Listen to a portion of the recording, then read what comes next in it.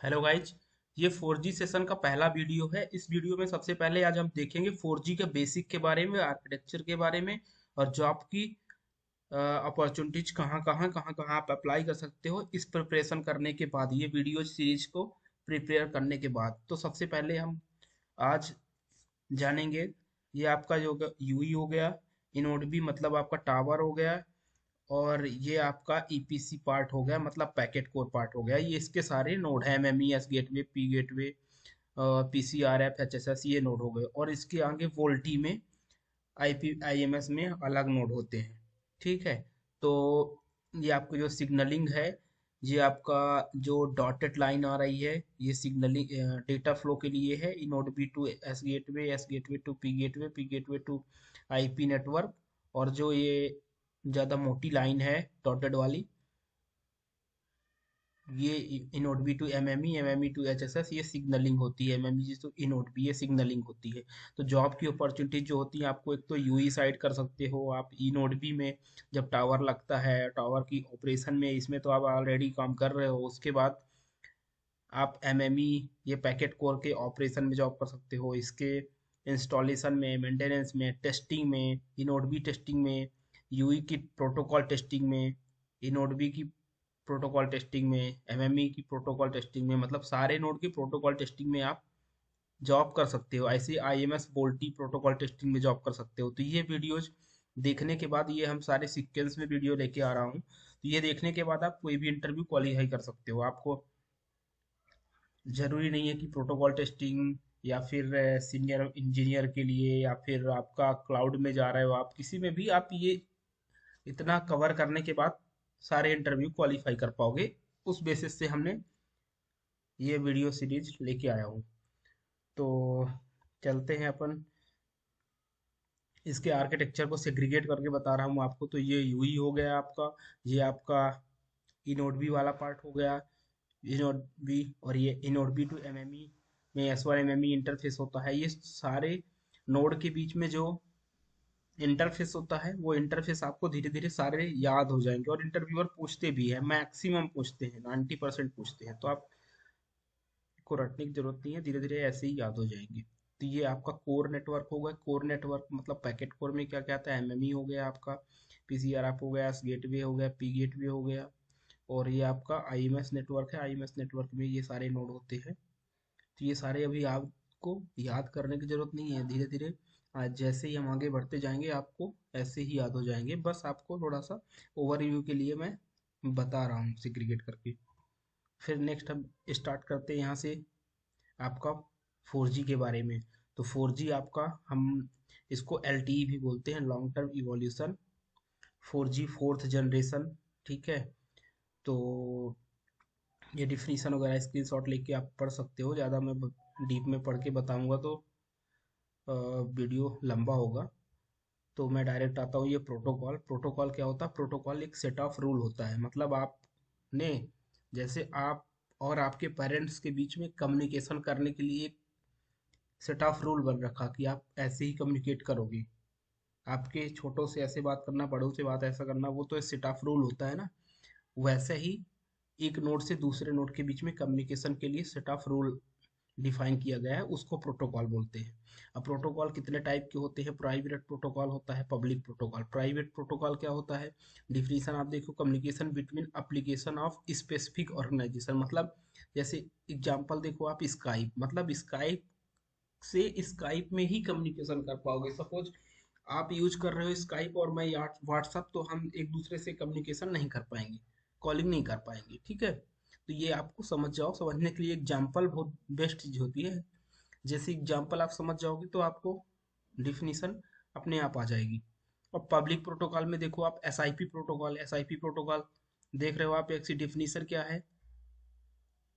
Private protocol का just opposite. मतलब आपका इसमें एक एप्लीकेशन से दूसरे ऑर्गेनाइजेशन में कम्युनिकेशन कर सकते हैं। तो डिफाइन कौन करता है प्रोटोकॉल? मतलब कि जैसे कि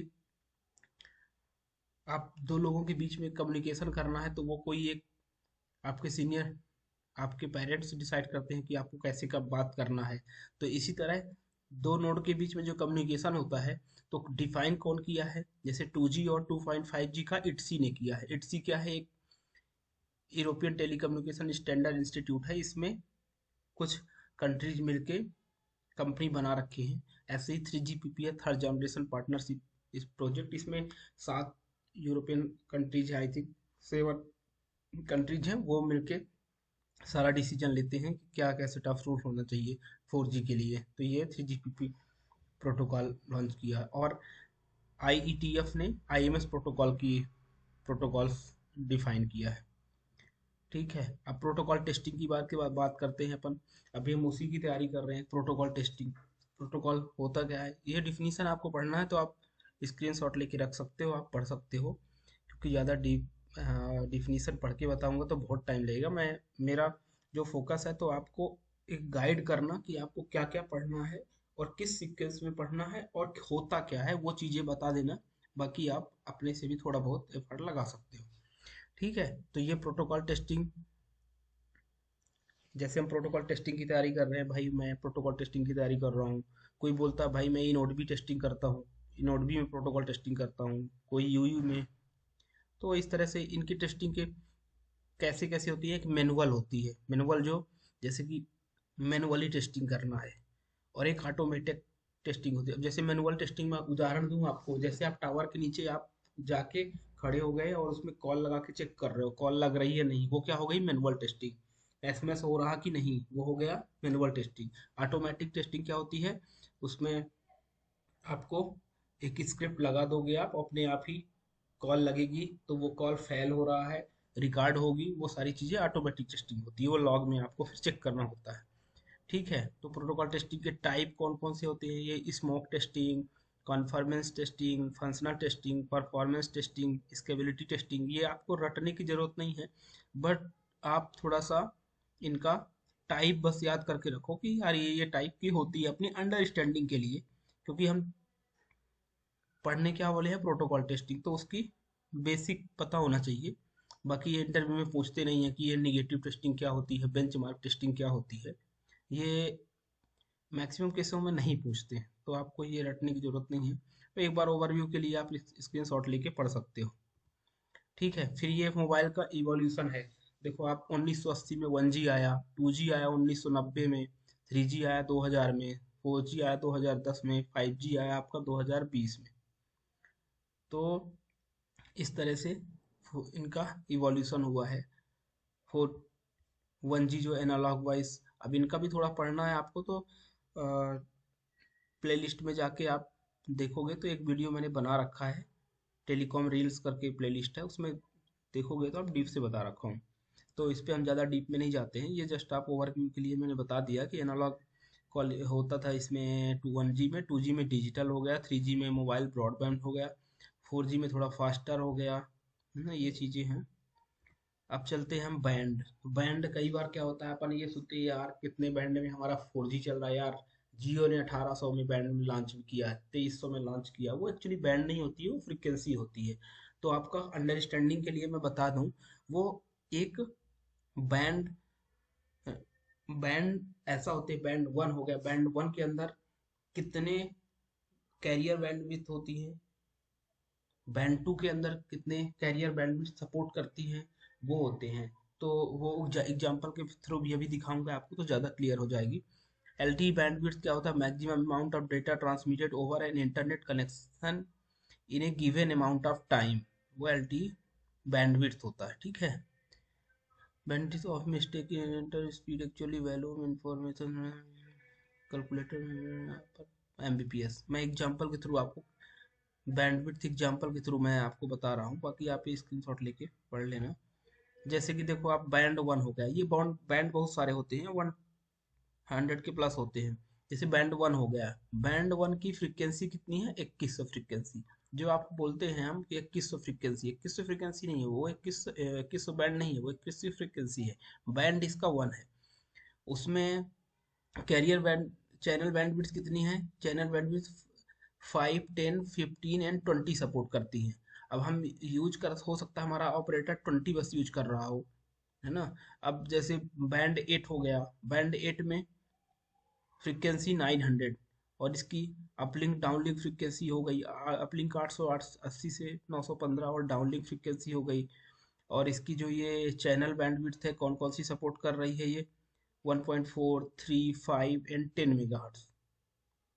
ठीक है, तो ये आपकी चैनल बैंडविड्थ हो गई। टोटल चैनल बैंडविड्थ कितनी होती है, 5 होती है, 1.4, 3, 5, 10, 15, 20। ये आगे बहुत आने वाले, आगे बहुत डीप में पढ़ने वाले हैं हम। ये तो आपको आपको भी नहीं भी समझ में आ रहा होगा, 5% भी आ रहा होगा तो भी बहुत है, 2% भी नहीं आ रहा तो भी सही है, कुछ भी नहीं आ रहा तो भी सही है। इतना याद रखिएगा आप कि हाँ, हमने कहीं पे बैंड देखा था कि बैंड ये कैरियर बैंडविड्थ 6 होती हैं, है ना। और बैंड का बताया था कि बैंड 2, बैंड 3, बैंड 4 इतने होते हैं। तो ये इतना याद रखोगे आप तो आपके लिए काफ़ी है। बाकी एफडीडी है, टीडीडी भी डुप्लेक्स मोड होते हैं। ये सारी चीज़ें हम आगे डीप में पढ़ेंगे, ये जस्ट बेसिक अभी आपको रिमाइंड करवाने के लिए है। उसके बाद जैसे आप जीएसएम आर्किटेक्चर देखो, ये भी एक ओवरव्यू आपकी माइंड सेट करने के लिए कि जैसे देखो आप मोबाइल इक्विपमेंट बोलते हो किसमें, 2G में बोलते थे। और टावर को 2G में क्या बीटीएस बोलते थे, और 3G में क्या नोड बी, 4G में g node B, e node B sorry, और 5G में क्या बोल रहे हो आप, जी नोड बी। तो ऐसे ही इनका इन्हेंसमेंट होता गया है, इनका इवोल्यूशन होता गया है। तो नाम है, इनको हमेशा आप कोरिलेट करके पढ़ो कि बीटीएस मतलब कंफ्यूज मत हो, हाँ यार ये टावर ही है ना। और जैसे एच एल आर है, वी एल आर है, ये क्या है भाई, ये उन जो 5G में हम एच एस एस पढ़ते हैं, एच एस एस का जो काम है 5G में वही है 2G में एच एल आर और वी एल आर का काम है। जो हमारा एम एम ई का काम है तो वो 2G में MSC का रहता था। मतलब आप ऐसे कोरिलेट करके पढ़ो तो आपको चीजें थोड़ा सा जल्दी समझ में आएंगी। ये डेट की H L R V L R आपके डेटाबेस है, ई आई आर डेटाबेस है, ऑथेंटिकेशन सेंटर ये भी डेटा सेंटर है। तो 5G और 4G में इनके प्लेस में कौन इनका काम क्या कर कौन करता है ना। तो ये अंडरस्टैंडिंग के लिए जस्ट मैंने बस एक बता रखा है। उसके बाद हम 3G का भी देखेंगे। तो 3G में देखो आप नोड भी बोलते हैं टावर को, और ये यूई हो गया, ये आरएनसी हो गया, आपका एमएससी हो गया, जीएमएससी हो गया, ये मोबाइल गेटवे आ गया उसमें, और एसजीएसएन हो गया, जीजीएसएन हो गया। उसके बाद तो ये कोरिलेट करने के लिए है जस्ट बस, और कुछ नहीं है। आपको ऐसा नहीं है कि आप मैं 4G पढ़ा रहा हूँ तो आप अब 3G पढ़ने बैठ जाओ, ऐसा कुछ नहीं है।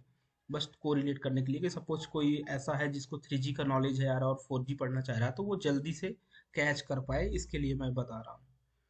उसके बाद ये हम यहाँ भी ये रेडियो एक्सेस नेटवर्क, मतलब आपका ये रेडियो एक्सेस नेटवर्क 2G में क्या होता था, और कोर नेटवर्क हमारा क्या रहता है वो। और जैसे 2G में ये होता था और 3G में ये, 4G में ये, ऐसे कोरिलेट करके पढ़ोगे ना आप तो इजीली समझ में आएगा। इसके लिए हमने ये आपको शो करवा रखा, बाकी कुछ नहीं है।